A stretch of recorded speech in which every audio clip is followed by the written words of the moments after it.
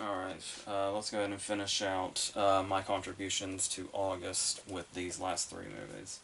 And then we'll go into all the September stuff.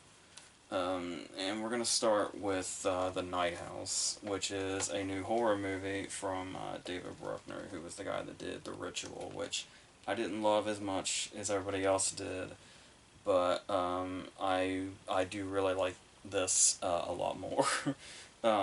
And I think that starts with Rebecca Hall, who is the star of this, of course, and who has also been like really. I don't necessarily want to say underrated, but like she hasn't gotten near enough attention for how incredible of an actress that she is, especially in parts like this that require like a lot of disorientation and fear and somewhere underlying all the other emotions, certainly sadness.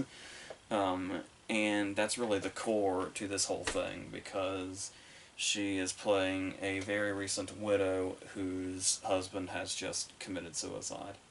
And what's really interesting about the way that this starts, knowing that, is that this movie has a way, like it's the way it starts off, but it's also kind of a consistent thing throughout the movie. Also, as far as how it earns its scares, um, this movie has a way of like really lulling you in, like like almost getting you too comfortable before it finally hits you with something.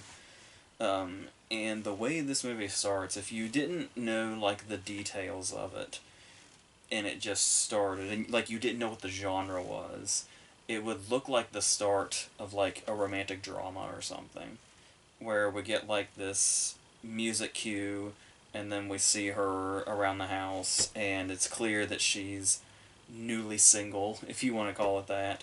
And it's like you're just expecting like this woman to settle in and then grieve whatever she has to do, and then she'll find love again, and that's going to be what the plot is. That's what the opening, like the opening credit sequence, makes you feel like. Once again, like most parts of the movie, it's just lulling you in for the time being before something happens.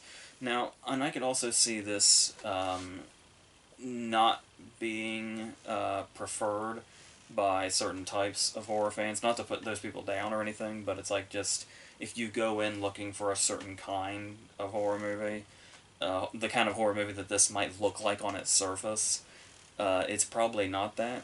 It's probably a lot more subdued, and I mean, I don't. Once again, I don't want to condescend, but like more clever than you might be looking at, like more clever than just things jumping out a lot and making really loud noise, which only happens maybe two or three times. And it's very effective when it happens and very loud when it happens, but extremely infrequent, which is a breath of fresh air. But for a lot of it, we're settling into the character as the character is settling into her new life minus her husband after this horrific way that he went out. But the thing is how much it focuses on the grieving aspect sets up a lot of the horror of it. Like it almost kind of felt like we were watching The Sixth Sense from Olivia Williams' perspective.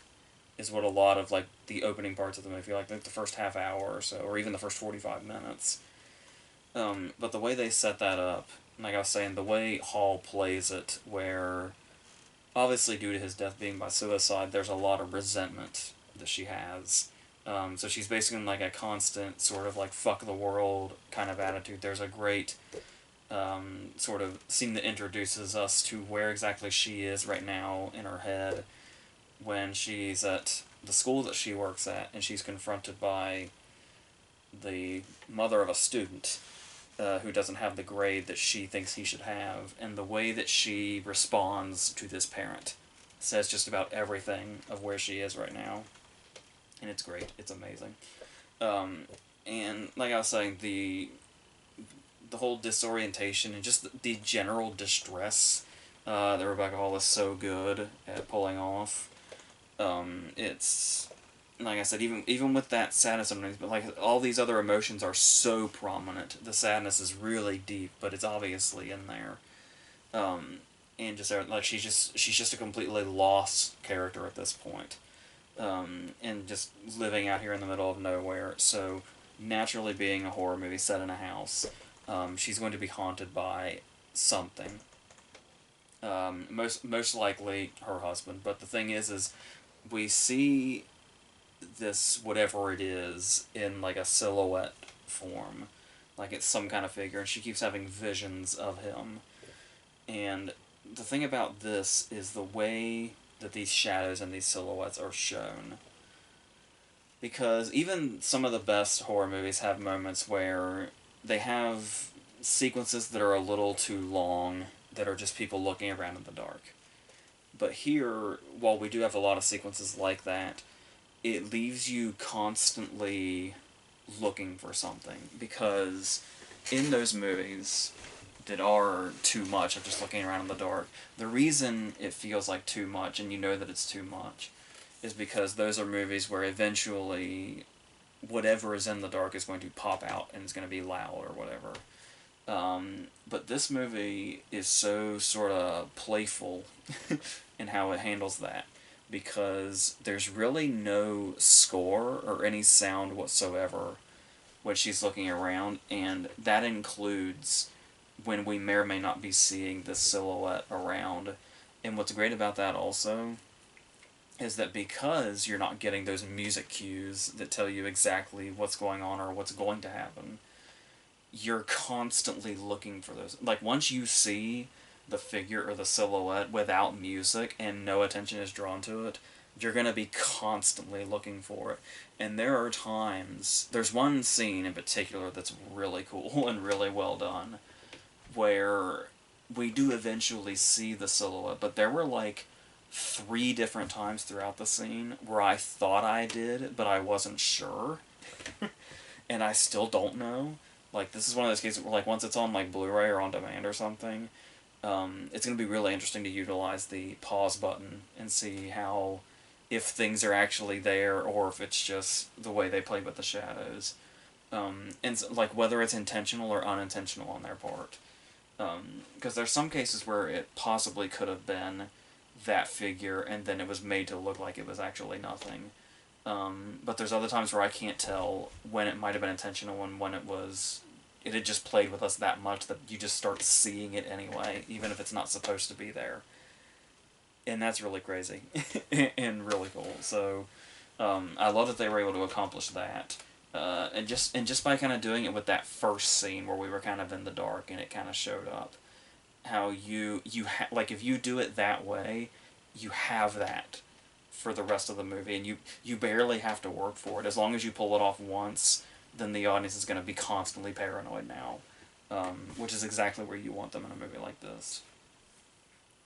There are times where music does come in, but when it does, it's effective and it's eerie enough, particularly in... There's at least a couple of dream sequences, but there's one in particular that feels a bit lengthy by comparison. That's really... it is really eerie, and it's kind of one where, like, the jump moments kind of come out. One of the rare moments. But it also kind of gave me, like... There's a scene in, like, The Conjuring 3, just a movie I didn't care for in general, so how much I love the other Conjurings. They reminded me a lot of a scene in that, and it was kind of being in that territory made me worry for a second, but it pulls it off well enough. Like I said, uses those moments sparingly, which helps a lot. There's also, as far as other feelings you might get about other movies, there's the whole thing where it's like there's a mystery surrounding her husband, and it's like, are there things she didn't know about her husband? And she finds books with certain, things in it, and like highlighted things in it. That will give you probably Rosemary's Baby vibes pretty clearly. But there's also a movie that just came out like last year with Kevin Bacon called, I can never remember the title of it. You Should Have Left, I think it is. The one with him and Amanda Seyfried in the haunted house. I was getting some vibes of that movie also, which clearly would have to be coincidental, because nobody would want to be that other movie. it was significantly more mediocre than this one. This one is much more well-made and effective, and rewarding. And talking about the things that are rewarding about it also are the places where it's willing to go, that build up the horror in a couple of different ways, which probably makes it more effective than usual. Like, how there's, because, she's talking to her friends, one of which is Sarah Goldberg from Barry, and she's out with her friends and they're talking about the suicide and everything, and it's like, there are multiple times in this movie where just the discussion of the afterlife in general comes up.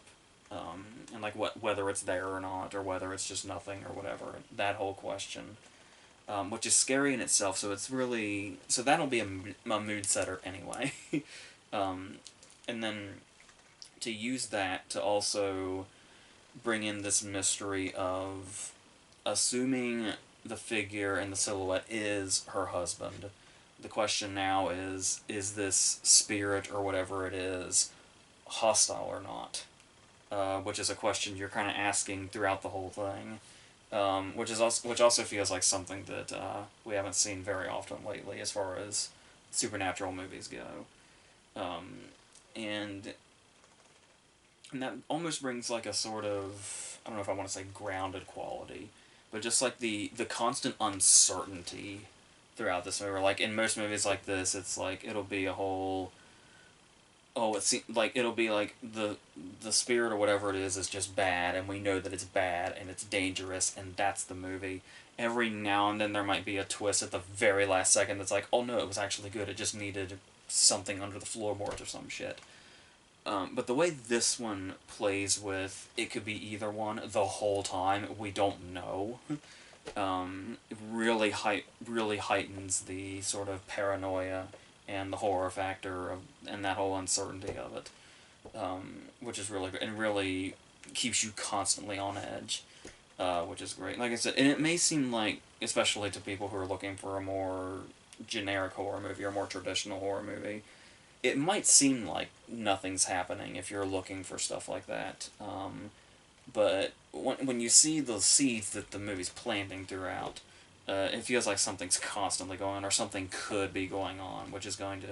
So like I said, even if it's not happening, the fact that it could happen at any second and you don't really know what it's going to be or when it's coming, will keep you occupied and will make... And it's... Yeah, and it will just...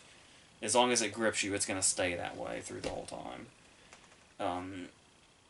And I was talking about how there's like really cool scenes in this movie, and there are, and some cool scare moments. There's also, every now and then, especially when we're getting towards the climax, I guess you could call them like beautiful scenes are in this movie.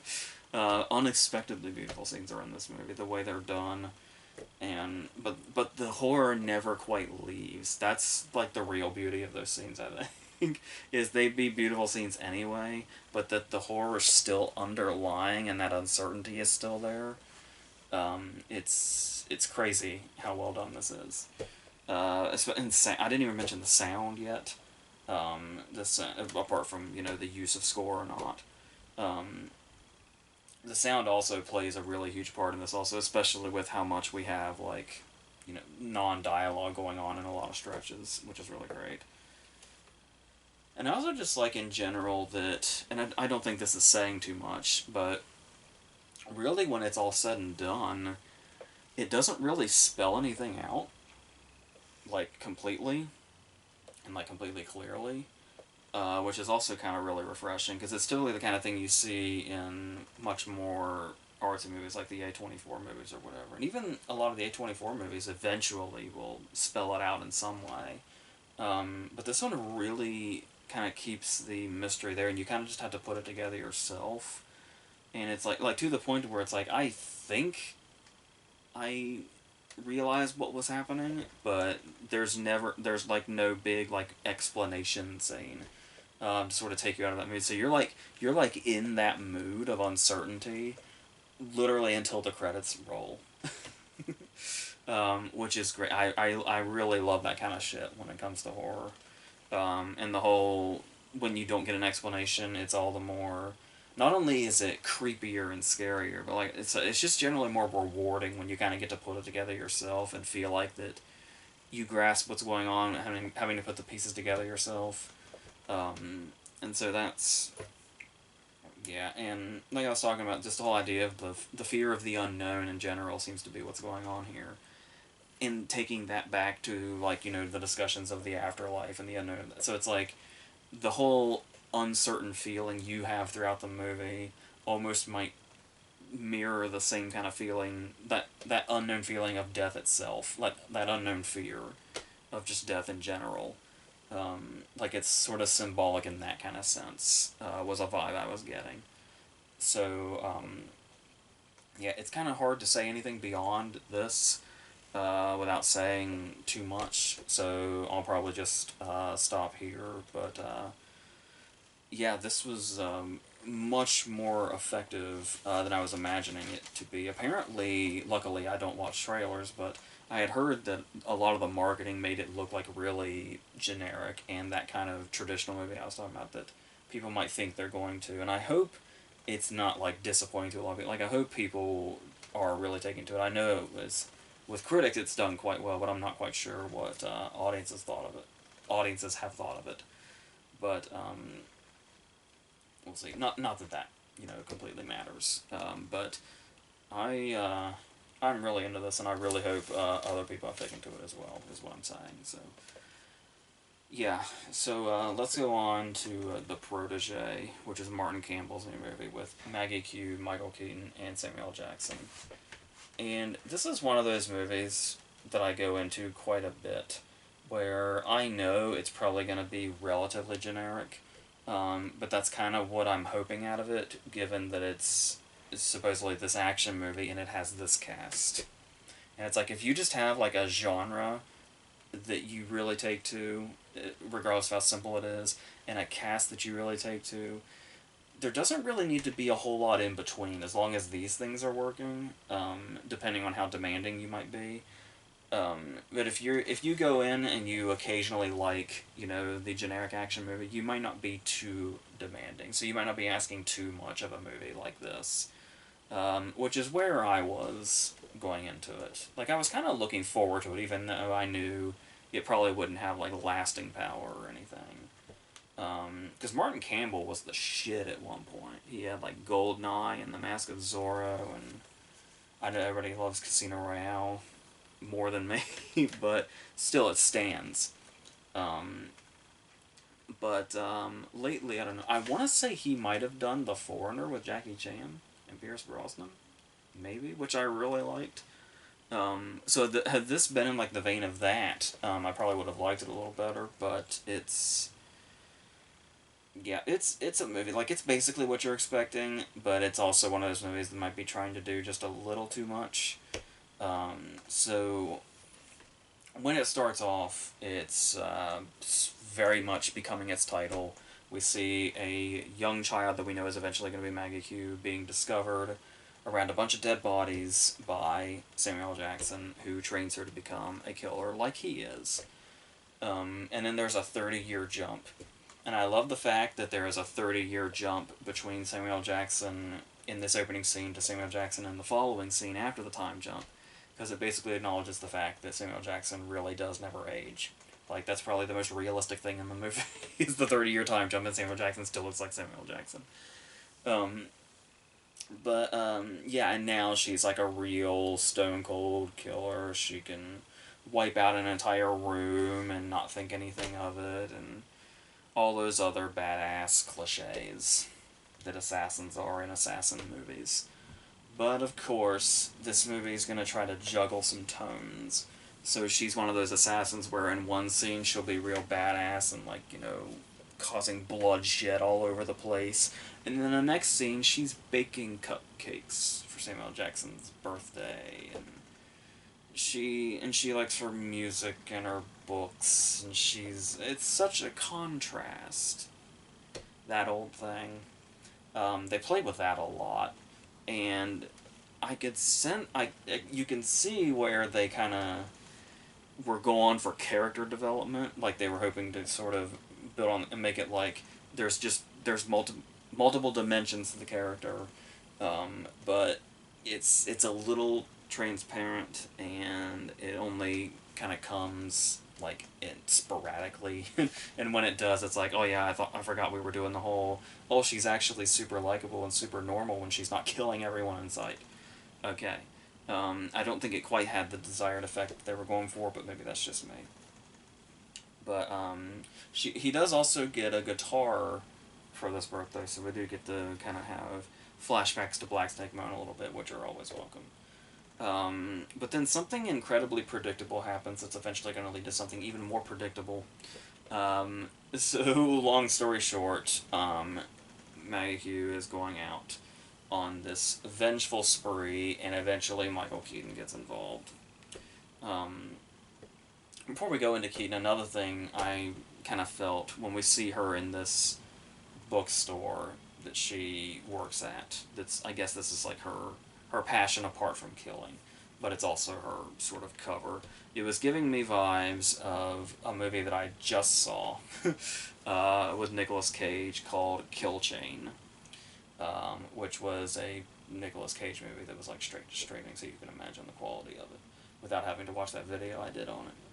But just the whole idea of the assassin that has the cover, it felt very much like I had just seen this, and then this was about the time Michael Keaton came in, and I hate to keep being really cynical towards this movie, but her and Michael Keaton have this banter, this back and forth, and I I really want to be into this kind of thing, and typically when it's done well, I am into this kind of thing.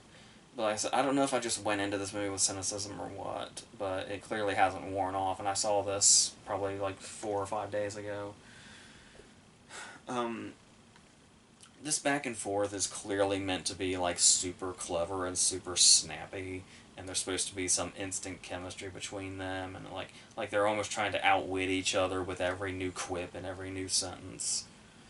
And there's a lot of quipping going on in this, like much more than you would expect or care to see or hear, whatever you want to call it. And much as I love Michael Keaton and how much he can absolutely do really quick dialogue and really witty and snappy dialogue, this whole thing just felt really empty to me. This just felt like a screenwriter that thought he was more clever than he was. Like a screenwriter like fresh out of film school that thought he was being super, you know, like the auteurs of the world or something. And it just wasn't really working for me. Like it's just one of all the characters are supposed to seem like really really smooth, but it just felt very sort of see through, honestly. But once again, maybe I was just in the wrong mood. But I don't know. And it also, I think another problem with that though is that it feels like it's from another movie entirely, which this movie suffers from quite a few times. Like we have the whole setup, and then we have, you know, Maggie Q's introduction, and then as we see the other side of her, it doesn't really feel like another side of her. It just feels like another movie, and like the tones are way off.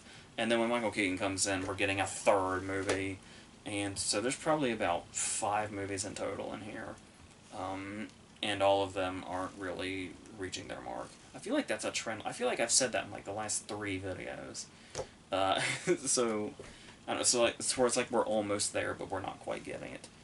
I don't know, but we get lines like, "Let's not make this messy. These are my favorite shoes." You know, shit like that.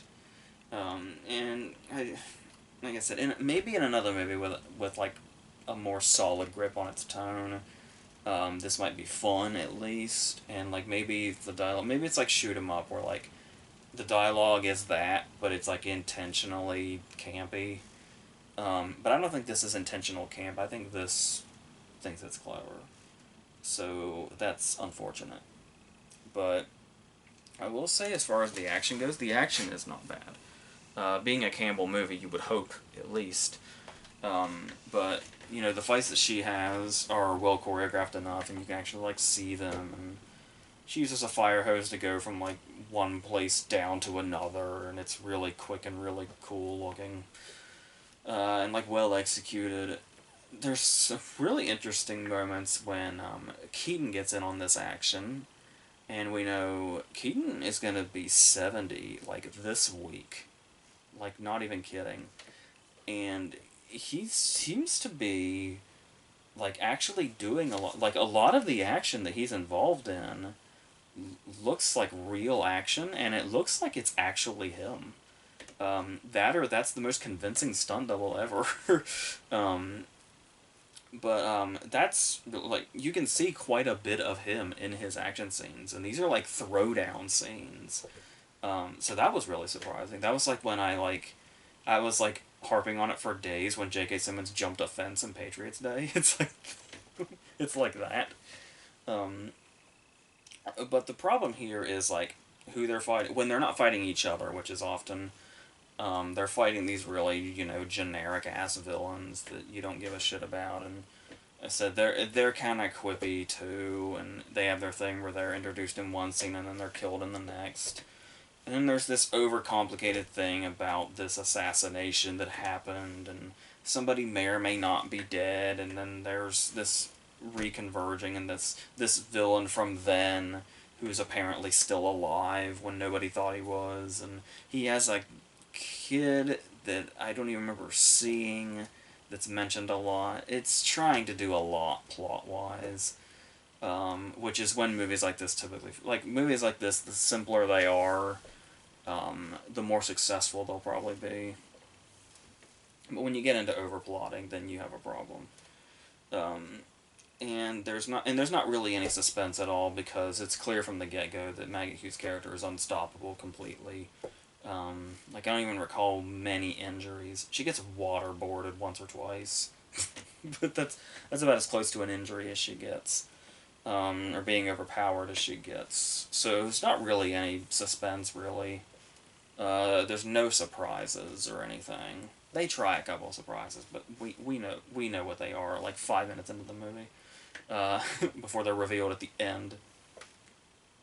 And really, it all just kind of feels Luc Besson light, I guess you could say, which is really funny, because I was already thinking that in my head before it had occurred to me that Maggie Q's character's name is Anna, and Luc Besson's most recent movie was about an assassin named Anna. So it's all it's all stuff we've seen before, and stuff that it tries to do that's new just really isn't or doesn't have much lasting impact at all. Said no suspense. The action is fine. That's about the only reason. And Keaton's got, enough charm, but I never really bought what he and Maggie Q's character have going on here. Like, not even a little bit. I mean, they have a lot of scenes together to establish that chemistry, and they're both clearly talented. They both obviously Keaton is Keaton, but obviously Maggie Q has something as well. But I don't know, it just wasn't really meshing to me. These characters weren't working for me. I don't know, but yeah, and Jackson is fine, but Jackson is also doing his Jackson thing. Not that that's not what we want him to do, but there's just not a whole lot to see here, is the thing. So that's what that is. It's about as underwhelming as I probably should have been expecting, but I always get my hopes up going into these movies, and I'm so often so disappointed. And it's like, it's just a regular garden variety action movie is kind of all that I need. We don't need the overplotting. We don't need the twists, in quotes. I mean, they're twists regardless, but they're, you know what they are long before we find out. Like, even the dumbest person, even if it's the oblivious person in the world, could watch the first 5 minutes of this movie and know what, like, the last 10 minutes is. So that's what that is. It's just there, which I should have known. So let's end on Respect, another movie that you know front to back before you even walk into it. And not just because it's a well-known figure, because it is the biopic, and more specifically, the music-themed biopic. You've seen this movie. I've seen this movie. We've all seen this movie. I almost, like, the reason I'm seeing it so late, like, I caught it just before it left the theater this past weekend. Because I just wasn't in a hurry, because I've seen the fucking thing. But okay, so I saw Lady Sings the Blues. I saw Ray. I saw Rocket Man, Bohemian Rhapsody. The musical biopic is musical biopic. Some are better than others. Walk the Line. Some are better than others. But yeah, you know what's really funny is the music biopic is just the same goddamn thing, and I mention that every time a new musical biopic comes out. Yet Walk Hard never like worked for me. Like Walk Hard was never that funny to me, even though it's almost like it was pointing out too much of the obvious. And it's like you watch Walk Hard and it's making the jokes, but you're like, well, yeah, we were making those jokes a long time ago when we were watching these. So that's how long this shit's been so cliche and so mapped out. Yet somehow they keep coming. So here we are. Because I was walking into this going like, somebody wants to get Jennifer Hudson another Oscar. That's pretty much the only reason this movie exists. But I know that's probably not entirely true because Aretha Franklin is Aretha Franklin and was this incredibly beloved and powerful figure. And it's like, it's very easy to see. Like, you can dismiss it as Oscar bait, but it's very easy to see why somebody would be passionate enough about Aretha Franklin to say, that should be a movie. Um, only trouble is it's the same movie that we've always gotten. But let's do what all these biopics do. Let's go back to childhood. I'm almost surprised it didn't start with the actual birth, but we're starting in childhood. And, yeah, very undeniably fucked up childhood going into this. First off, she has to get out of bed and sing for her dad's party guests. Her dad, who is a preacher, played by Forrest Whitaker. And of course, Forrest Whitaker being a preacher, it's like already he's got this sense of everything must be performance. So he brings her out of bed and she has to perform for all the party guests. And one of them says, like, she's 10 years old, but she's got a voice going on 30. And so that's her thing. And Sky Dakota Turner, I think, is the child actress's name that plays the young Aretha, who is amazing. But, Aretha. I think I said something else there, but it's Aretha. Excuse me, that was an accident. But of course, naturally, she's going to have these moments where she's completely overpowered by dudes her whole life. Whether it be her dad forcing her to sing, or the creepy dude that comes in and does the unthinkable to her while she's still a child. And then inevitably Marlon Wayans, the abusive husband, another, check mark in the box here. And I hate to write all this off as biopic cliches because obviously these are terrible things that happen to all these real life figures. But I mean, it's like I said, when you see them in movies, there's like this sort of, I don't know if it's the Hollywoodization or what. But there becomes this distance between the real life figure and the events of these movies. And it's like maybe these movies are told too cleanly. Maybe that's it. But there's a separation. But yeah. But anyway, before she grows up, there's obviously going to be the tragic moment in her life. Once again, I don't want to downplay the tragedy of real life and what happened to people. But I mean, the way this movie depicts, with what might as well have been neon signs, that something tragic, this specific tragic thing, was going to happen. It feels very on the nose, and the more on the nose it is, the more distancing it feels emotionally. So, yeah. But then eventually she does grow up to be Jennifer Hudson. And what's really great about what Hudson's doing here, apart from the singing, is really just the whole thing about kind of avoiding imitation, which is another thing that can be a bit of a downfall to some of these biopics. Not just musical biopics, but any biopic where it's like they just kind of try to do an impression of the person and it becomes almost like a skit of some sort that somebody's doing rather than them sort of becoming that person or embodying that person. But here, it seems more like she's trying to use the power of her voice. Like I said, it's not even necessarily her imitating the voice. It's finding the power in the voice that gets her there. And of course, they're both in the movie. Marlon Wayans was on Mark Maron's podcast, and they were talking about this and about the scenes where she sings like in the studio, and Wayans was talking about how it was insane to watch her because obviously Jennifer Hudson can sing the way that she does. But what he mentioned that you might not know is apparently it wasn't a case of she needs all this preparation and it's like, oh, I need this before I do this scene, or I need that before I do this scene, or I need to go out and do this sort of thing before I do that. Some sort of preparation or whatever.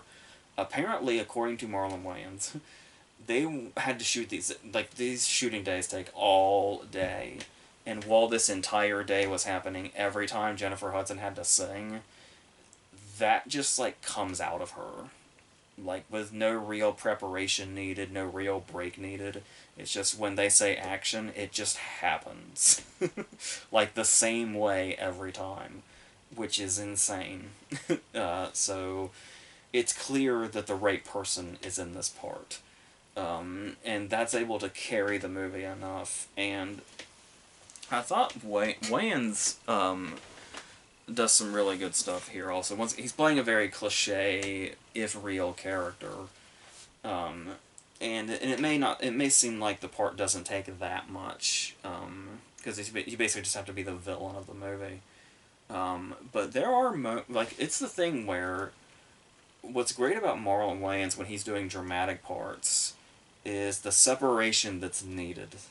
A huge separation that's needed given how over the top his comedy is and how recognizably big his comedy is and the kind of comedy that it is. It takes a lot to separate him from his comedic side to get to this really dramatic side. But he's done it multiple times successfully. And here, even, having seen Scary Movie and Don't Be a Menace a billion times and having grown up watching the Wayans brothers, their sitcom, basically everything they've done, ever. I lived and breathed the entire Wayans family growing up, and it's like, there were moments in this where I genuinely felt nervous when he was around, which is quite a feat. So so he really brought something valuable here, I thought, as well. And there's a whole slew of supporting players here. Mary J. Blige comes in for like a second, but is memorable. Mary J. Blige is in this for like a second, and she's more memorable in this than she was in Mudbound, which she got nominated for. Because I don't even remember her in Mudbound, but I think I'll remember her in this much more, even if this one brief scene. Audra McDonald is her mom, once again, briefly, obviously. There's Mark Maron, Tate Donovan's in there. Titus Burgess kind of comes to the forefront towards the end, effectively enough. So there's a lot here that's working. Like I said, when you're kind of getting past the cliches, and yeah, there are times where the cliches are overpowered, and that actually does happen often. Like it is easy, like I've been sitting here doing, talking about the cliches and how there's so many and these are bombarded with them. But it does feel like more often than not, the characters are strong enough or the performances are strong enough that the cliches eventually get overpowered enough to cross that line into being watchable at the very least. This movie does have what are often my favorite scenes in any musical themed movie ever, which is watching them build the songs like from the ground up and seeing the collaborative effort and kind of seeing them find the beat of it and then find the words and kind of the improvisation as it starts and then builds into what we know. And there's a few moments like that in this. Like, I would watch movies that are just those scenes like that. Like, if musical biopics were just that stuff, I would watch them all day, every day. I think that's why I took to Bohemian Rhapsody as much as I did, despite how cliche it is as well, as just how much of that movie is the music building. Because that usually plays a big part, at least how I see these movies and what I take away from them, so there is that. And there are moments like when Amazing Grace comes in, and I get it, that Amazing Grace was like one of the Aretha Franklin songs, or performances, really. But the thing here is that this song in movies has been so overused that pretty much any time you hear it now, it feels like some kind of self-parody. And I totally get that that has nothing to do with Franklin's life. But it's, once again, though, this is a movie. And I could not help but feel that way, even though we were reaching our big sort of climatic moment. And it all made sense to come together that way. Where inevitably we end up with our final biopic cliche, which is the real footage. Which is there. And like I said, it tends to undermine performances when you do it. It's a tough thing because you make the movie to kind of showcase this performance, but then you also want to make sure that you want to give the real person, the spotlight, but you're clearly going to overshadow anything the performer was doing, so it's this unfortunate. It's hard to find the what you want to do. It's win-win, lose-lose, whatever you want to call it. But yeah, so yeah, it was the movie. It was exactly the movie I was expecting it to be. Its length, I was afraid of. It's like 225, like pushing 2.5 hours, and that's by itself. That's not including like extra, trailers and the advertisements and all that other stuff. Just a straight up 2 hours and 25 minutes.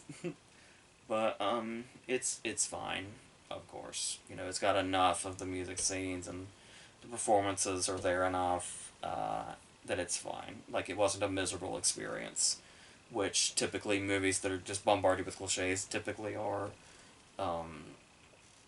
There's something in here that's worth saying enough, even if it's just Hudson's performance, or reliving the music or whatever, or seeing the music built. There's something here, I guess. So there's that. Feeling the way I do about musical biopics, that's the best I can give it, probably.